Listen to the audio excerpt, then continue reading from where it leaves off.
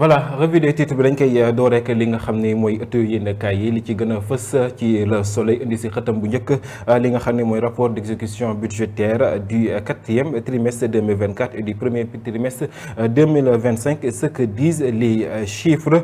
donc boo xoolee li nga xam ne mooy rapport bi gannaaw ba nga xam ni ñi ngi ko doon dékku di ko xaar daal dina koy fësal ñu jàll si beneen yéenekaay bu si mel ni l'info moom tamit daal di indi si xëtam bu njëkk li nga xam ni mooy rapport bi finance publique yi l'équilibre budgétaire vacille li nga xam ne mooy exécution budgétaire bu T4 2024 ak T1 2025 dépenses sociales dette investissement le gouvernement face à la pression croissante des chiffres ci boobu la yéenekaay la ñuy desandi ba tey ak li nga xam ni mooy gouvernement bi nga xam ni mi ngi dànkaafu ñi nga xam ne ñooy jaaykat yi si li nga xam ni mooy jamono ji coow li law ci wàllum li nga xam ne mooy suukar gi ñu ne dafa manqué ministre bi daal nay génn di leen dànkaafu gouvernement mi ngi leen ñi dànkaafu ñoom tamit di leen wax ne loolu lee amul ndax suukar bi jamono ji manqué wul Sénégal am nañ fi stock bu doy. beneen yéenekaay bu ñuy jàll muy Le Quotidien moom tamit indi na si xëtam bu njëkk li nga xam ne mooy Sénégal se nourrit de dette muy rapport d'exécution budgétaire bu premier trimestre 2025 la charge de la dette en hausse de plus de 24% ci xëtam bu njëkk itam daal nay indi li nga xam ne mooy entretien bu mu amal ak li nga xam ni mooy présidente mooy institut français moom mi daan nay xam ne image bu France jamono ji daal di nay tilim lool ci li nga xam ni ñoom bokkul ak ñoom ko bëggee woon ak ki nga xam ne mooy Thierno Alassane Sall mi nga xam ni daal di nay dal bu baax si ki nga xam ni mooy duo bi di Sonko ak Diomaye ci li nga xam ni mooy wàllum diplomatie bi mu jàpp ne dafa daanu fii ci Sénégal. Walf Quotidien bu ñu fa demee dañuy gis tamit li nga xam ni mooy rapport budgétaire bi nga xam daal nañu koy génne l'administration bouffe tout exécution budgétaire du premier trimestre 2025 lu toll si 357,07 milliards pour 186 205 agents de l'État faible taux de dépenses d'investissement hausse de 43,57 milliards de la charge de la dette facture d'eau chiffrée à plus de 19,4 milliards et 6 milliards pour perfuser la poste et 5 milliards pour le TER. Sud du Quotidien, Cheikh Diba clôt le débat, publication effective des rapports d'exécution budgétaire 2025 daanaka moom ci la ñëwaat ak li nga xam ne mooy ministère bu commerce bi weddi li nga xam ni moo jëm ci ñàkkum suukar gi ñuy wax jamono ji fii ci Sénégal daan na addu tamit moom mi di Sud du Quotidien si li nga xam ni mooy héritage bu 23 juin ne s'est pas dilué avec le temps daan na kiy indi si xëtam bu njëkk. Enquête yéenekaay moom tamit li mu indi si li nga xam ne mooy wax mooy investissement financier sur ressources internes le grand recul moom loolu indi si xëtam bu njëkk ak ki nga xam ne mooy ambassade bu Iran bu nekk fii ci diwaanu Sénégal di wax ne les États-Unis ont violé le droit international.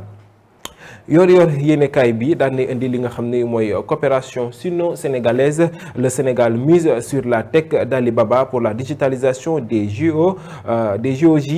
de Dakar 2026 gannaaw ba nga xam ni njiital gouvernement bi jamono ji ma nga foofee sa diwaanu Chine si tukkib nemmeeku ba mu fa amal.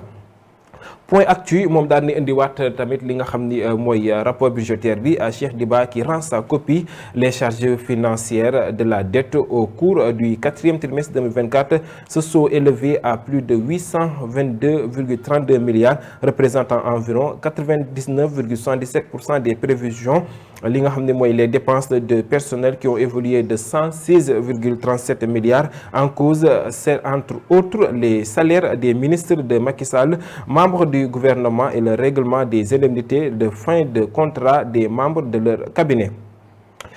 Tribune yéenekaay moom tamit daan nay addu si boobu lépp rapport moom mi di Thierno Diop daan nay décortiquer boobu lépp rapport bu trimestre 2025 daan nay xam ne quand l'État collecte plus investit moins et demande toujours plus au peuple daan nay addu tamit si li nga xam ne mooy grève bi nga xam daan nay door ni ki tey jii si li nga xam ne mooy ñuy yëngu ci wàllum justice ak li nga xam ne mooy syndicat bi di SAES. laas yéen kaay daan nay indi tamit li nga xam ni mooy Al Amin Lo di ministre d'État daan nay xam ne il y a trop de récrimination dans la santé ak ki nga xam ne tamit mooy Olivier Bocal di ministre bu fonction publique daan nay xam ne boobu lépp grève bi nga xam ne daan nay door tey si li nga xam ne mooy syndicat yëngu ci wàllum yoon ak ñi nga xam ni ñoo nekk ci wàllum jàngale bu kawe mi daan nay xam ne ces grèves sont une forme de chantage. L'évidence yéeni kay moom daal nay tontu li nga xam ni mooy ministre bi di Olivier Bocal ñoom ñi di ñiy liggéey ci wàllum justice daal nay jàppale ne yooyu les kaddu yu bàyyeekoo ci ministre bi du kaddu yoo xam ni luy defar la wala tamit kaddu yoo xam ni dañ ci mën a am yaakaar ndax ñoom jàpp nañ ne sont des propos déplacés du ministre Olivier Bocal. Source A yéen kaay moom indi na si xëtam bu njëkk Thierno Alassane Sall mi nga xam ni mi ngi ci polémique gannaaw ba nga xam ni Bassirou Diomaye Faye daal ñu koy tabba si bopp CEDEAO daal nga xam ne diplomatie bu ndar pell la ñu am fii ci Sénégal ak duo bi bu tandem Diomaye Sonko daan indi tamit li nga xam ne mooy rapport d'exécution budgétaire Kheuch Diba sort sa calculette.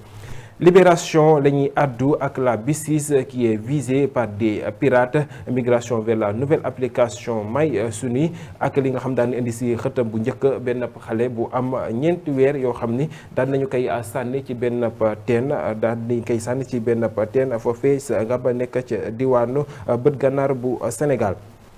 L'Observateur moom daan ni indi si xëtam bu njëkk li nga xam ni mooy le silence pesant de El Malick Ndiaye président assemblée nationale mi nga xam ni jamono ji coow daal nay jukka si yoreen ba mu yore boobu lépp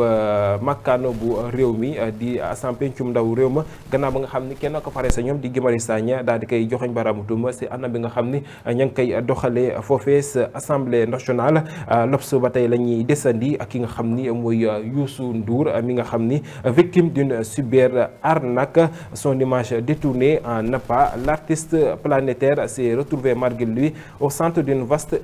escroquerie numérique. Les Échos moom tamit daal nay addu si Youssou Ndour mi nga xam ni daal di nay saisir li nga xam ni mooy cybercriminalité gannaaw ba nga xam ni son nom et son image utilisés sur Facebook pour gruger les citoyens, des photos des membres de sa famille dont celle de Aby Ndour également utilisées, une structure dénommée Safe Service visée. Moom tamit Les Échos daal nay ñëw si pénurie bu sucre bi nga xam ni daal nay am ci banlieue bi li nga xam ni mooy ministre bi dànkaafu ak ñi nga xam ni yëkkati yooyu les kaddu di xam ne suukar am na bu ñu jaxase xelu askan wi. Le Point daal dinay ñëw moom fii si département bu Tëngéej ak le maire Pape Sow bu Sangalkam bi nga xam ne daan nay tracer la voie de l'amélioration sanitaire. Si tàggat yaram Point Actu Sport daan na indi le PSG se défait de Seattle et se qualifie pour les huitièmes de finale. Le Tribune Sport moom tamit daan na indi un stage de 2 matchs amicaux au menu des Lions préparation afro basket foofee sa diwaanu Chine gannaaw ba nga xam ni ambassade bu États-Unis daal dinay la ñuy gàntal li nga xam ni mooy seen ay visa ci loolee la ñuy desandi ba tey ak Rewmi Quotidien moom tamit si xëtam bu njëkk daan na indi Afrobasket 2025 bu jigéen la liste officielle des 23 lions dévoilés. dañ koy jeexaleeg ak record mi daal di indi Pape Thiaw une légitimité croissante moom mi capacité à gérer le groupe jeu séduisant bu ngokk loolu moo nekkoon ci li gën a fës si ëttu yéenekaay yi nes tuuti gannaaw bàkk bi ñu daal di koy ñëw gën see yaatal.